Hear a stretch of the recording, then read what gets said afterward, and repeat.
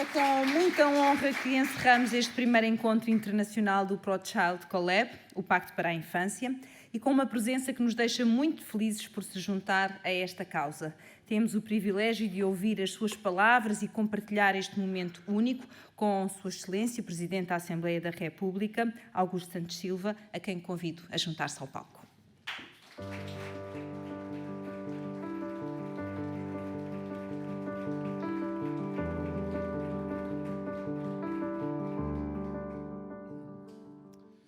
Muito boa tarde a todos e muito obrigado pelo convite para estar aqui presente. E eu queria entrar direto no desafio que a nossa querida Marta Santos Pais nos deixou. Já sabemos tudo, menos saber como devemos agir. E, portanto, queria responder a essa pergunta, se me permitem. Eu gosto de responder à pergunta de como agir em 3 tempos. Num primeiro tempo, procurar perceber que lições podemos retirar para a ação futura da ação passada que já fizemos com resultados.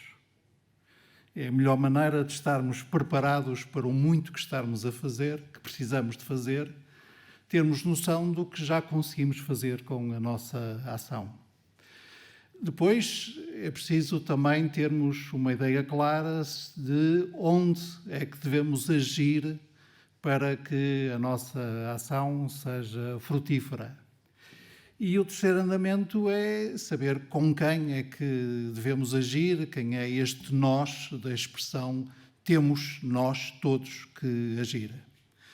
Começando então pelo primeiro andamento e usando a realidade que melhor conheço, que é a realidade portuguesa, eu devo dizer que sim, há ações que já empreendemos num passado recente e que produziram resultados e que melhoraram, pelo menos, certos aspectos de certas dimensões da situação que vivemos.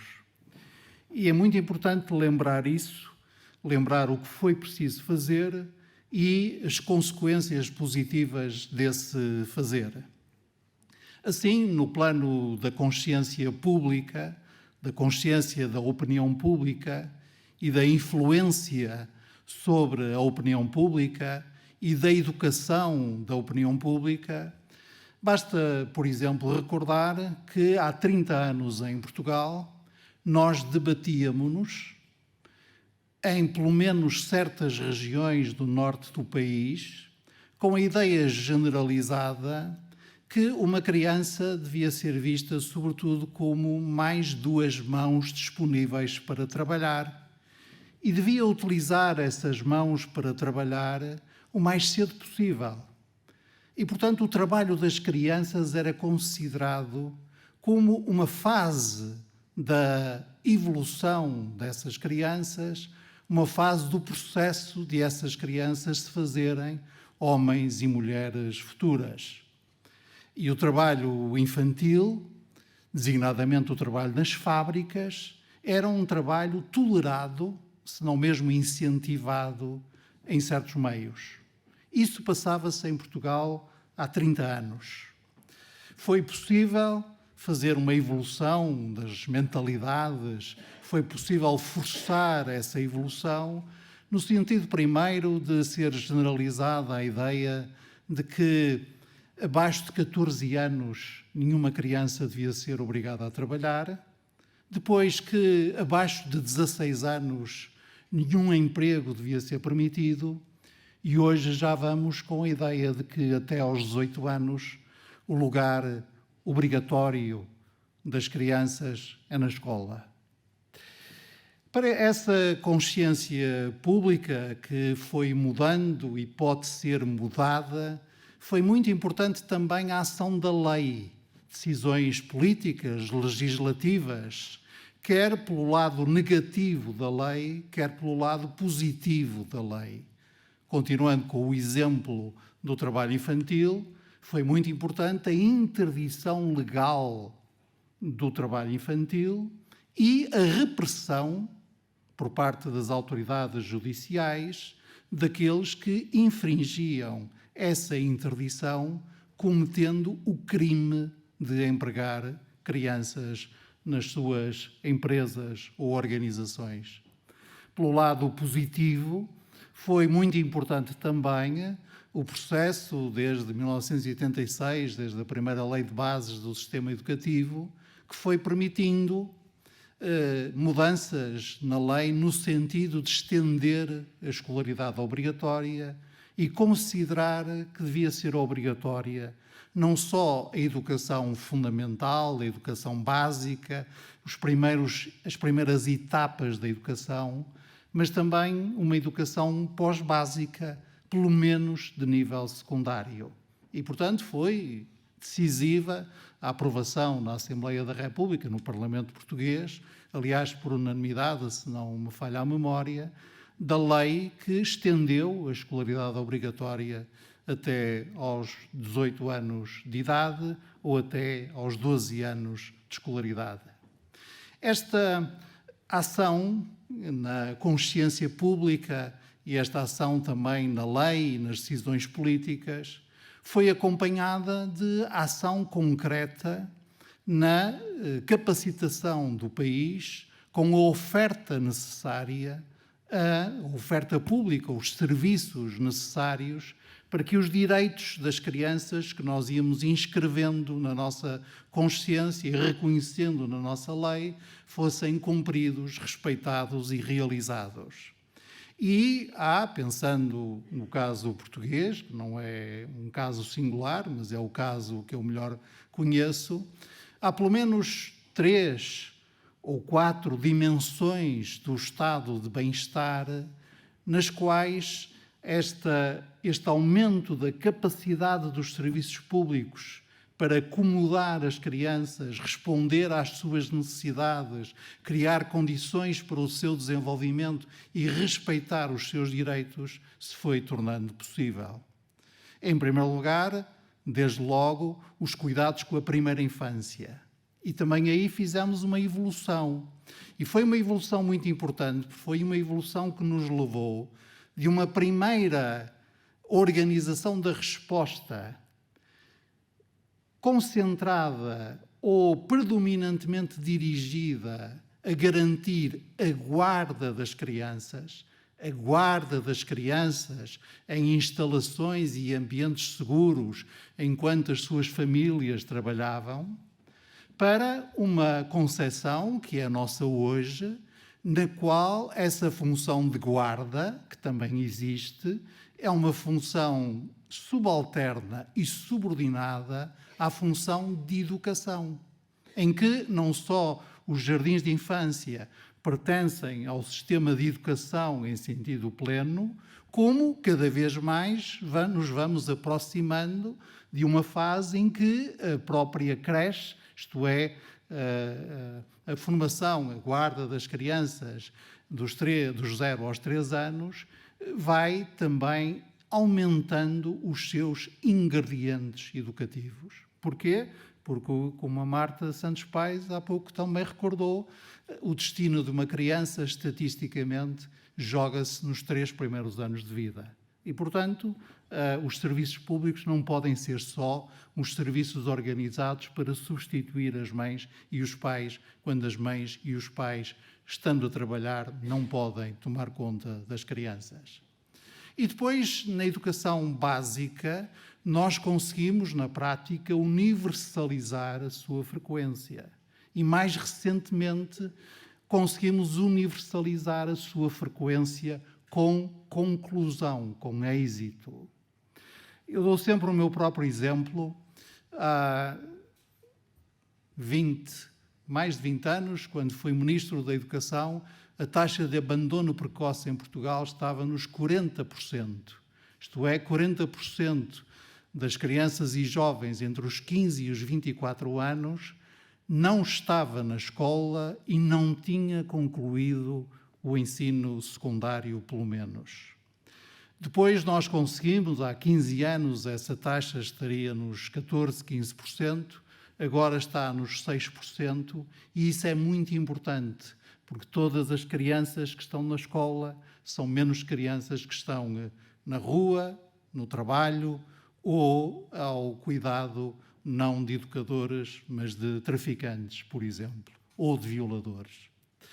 Depois, no domínio da saúde, foi também muito importante o caminho que nós fizemos em desenvolver a saúde materno-infantil e em tornar a saúde materno-infantil uma das prioridades de saúde pública mais importantes do Estado português. E, mais recentemente, também o redesenho que fomos fazendo de medidas de proteção social, das medidas do que em Portugal chamamos o subsistema de solidariedade, que foram sendo redesenhadas de forma a responder cada vez mais ajustadamente, cada vez mais certeiramente às questões específicas colocadas pela infância e pelas famílias. Nós aí também fizemos uma evolução. Quem falasse no combate à pobreza em Portugal há 20 anos dirigia quase automaticamente o seu olhar para a população mais idosa. Nós fomos aprendendo que as bolsas principais de pobreza, de exclusão social e até de miséria moral estavam mais do lado, por exemplo, das famílias monoparentais com filhos, e fomos redesenhando as medidas de proteção de forma a que elas respondessem melhor a cada uma dessas novas situações, pelo menos novas para a nossa percepção. Isto quer dizer que nós podemos aprender com o que vamos fazendo e, sobretudo, aprender com o que fomos fazendo com resultados. Eu não vou gastar o vosso tempo agora com a explanação do que já fizemos sem resultados ou com maus resultados. Mas quero dizer que, quando digo que precisamos de avaliar a ação passada para compreender melhor a agenda, a ação futura, estou a falar destes dois processos em simultâneo. Conseguir identificar o que fizemos bem e também conseguir identificar o que fizemos mal ou inutilmente. Agora, no que diz respeito à agenda, que quer dizer exatamente o que tem de ser feito. É isso que quer dizer agenda. Isso implica, dizia, estes dois andamentos. Primeiro, fazer onde e depois fazer com quem, ou quem é que deve fazer. Quanto ao fazer onde, eu creio que é muito importante avançar em pelo menos 5 frentes de ação diferentes, mas complementares entre si e até integráveis e integradas. A primeira diz respeito a tudo o que permita favorecer a instituição família, que é o ambiente mais lógico, mais natural, no sentido de mais lógico, de proteção e de promoção da condição da criança e dos seus direitos.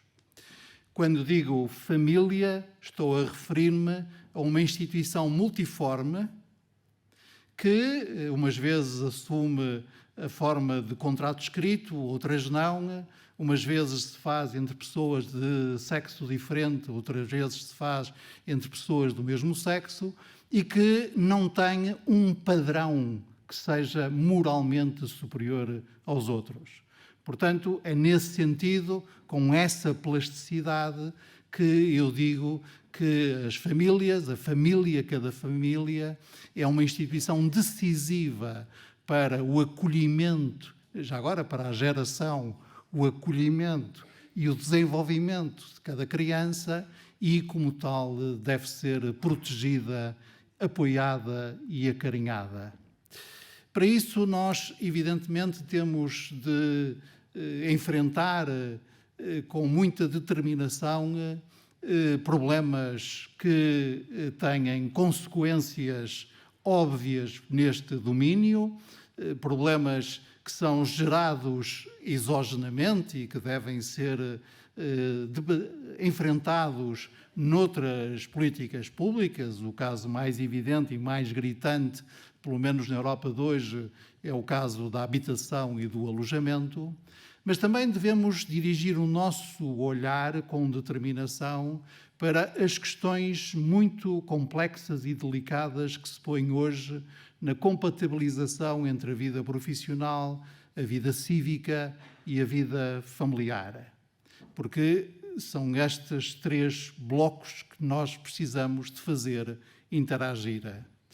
E aí, mais uma vez, nós precisamos de medidas muito determinadas, muito importantes, para que a vida privada e familiar possa sair beneficiada do empenhamento cívico e da realização profissional dos cônjuges, dos parentes, dos membros da família. Eu gosto de dizer assim: a vida privada e familiar pode e deve ser beneficiada com o facto de as pessoas serem civicamente ativas e estarem presentes e ativas no mercado de trabalho e no segmento das profissões.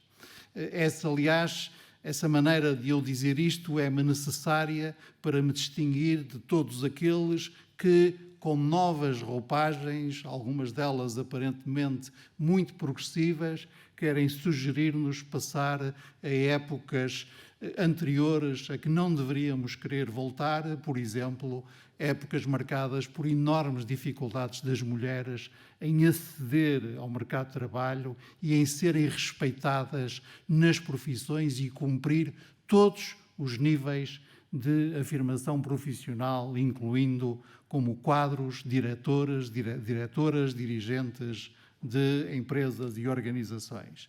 Essa é uma primeira frente, a frente de favorecer a instituição família, intervindo também no modo como nós estruturamos as nossas organizações e o mercado de trabalho.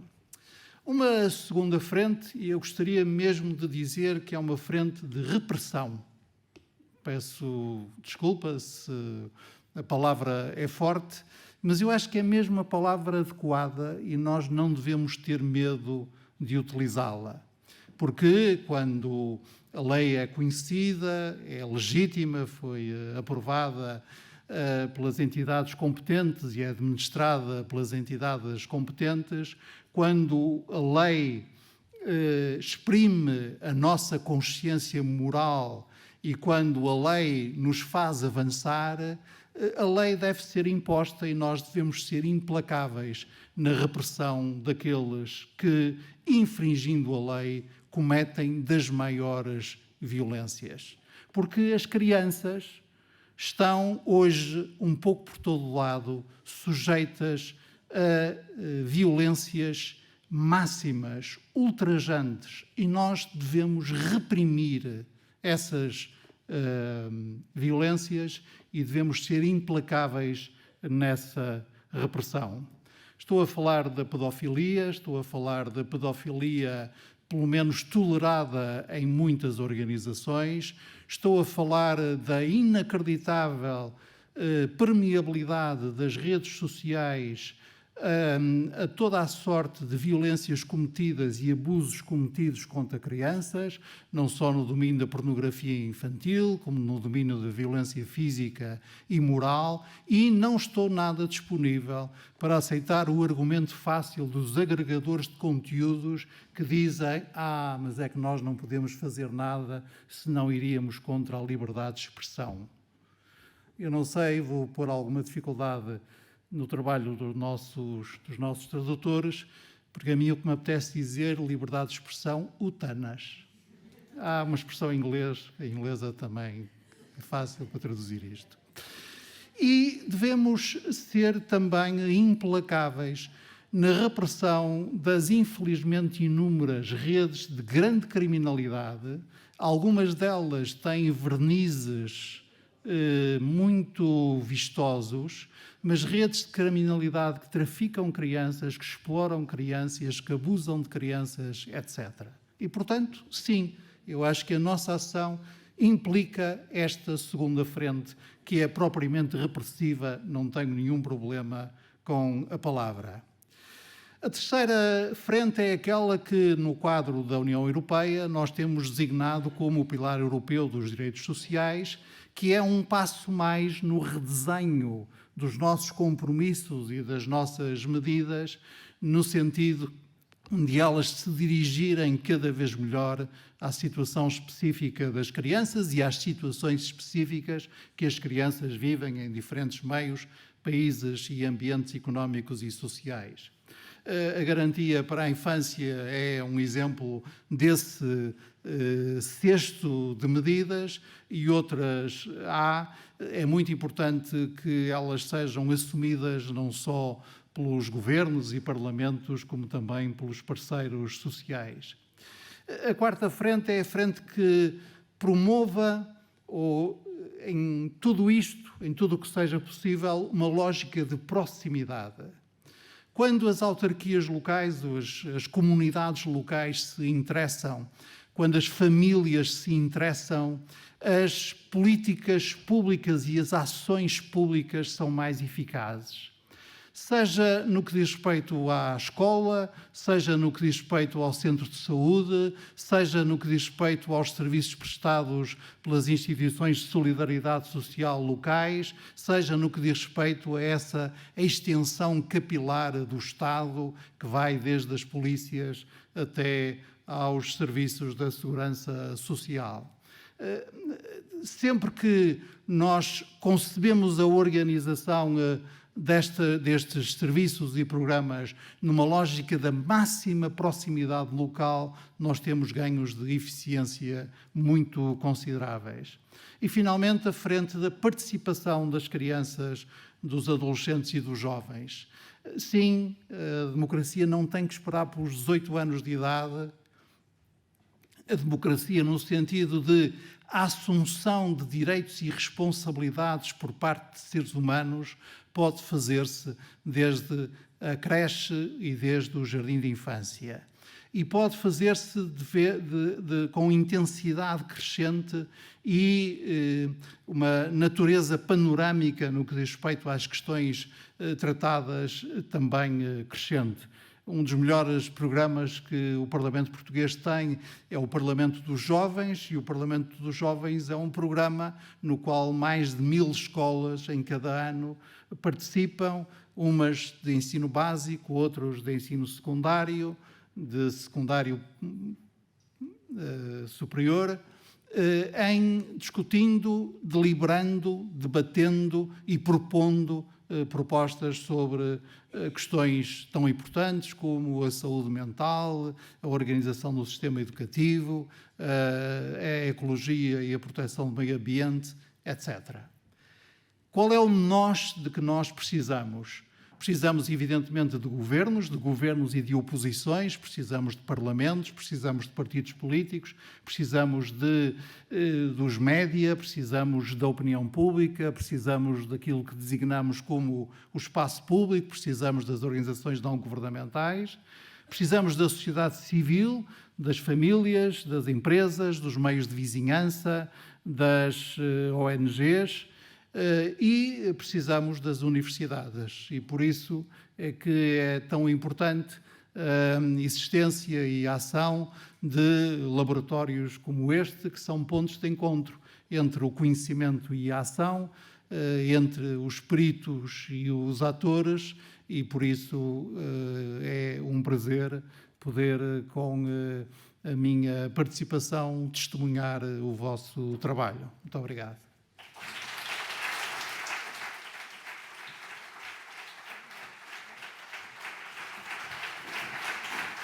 Muito obrigada. Agradeço desde já ao Sr. Presidente da Assembleia da República o tempo que dispensou para se juntar a nós e também as palavras que aqui deixou.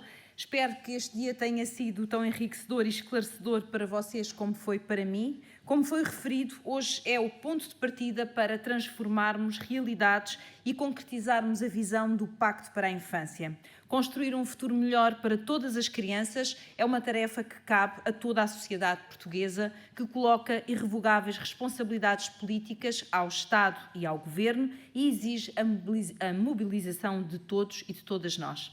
Estou certa de que sairemos daqui mais conscientes do que está ao nosso alcance para tornar as crianças numa prioridade nacional e para juntos cumprirmos o propósito do ProChild Collab.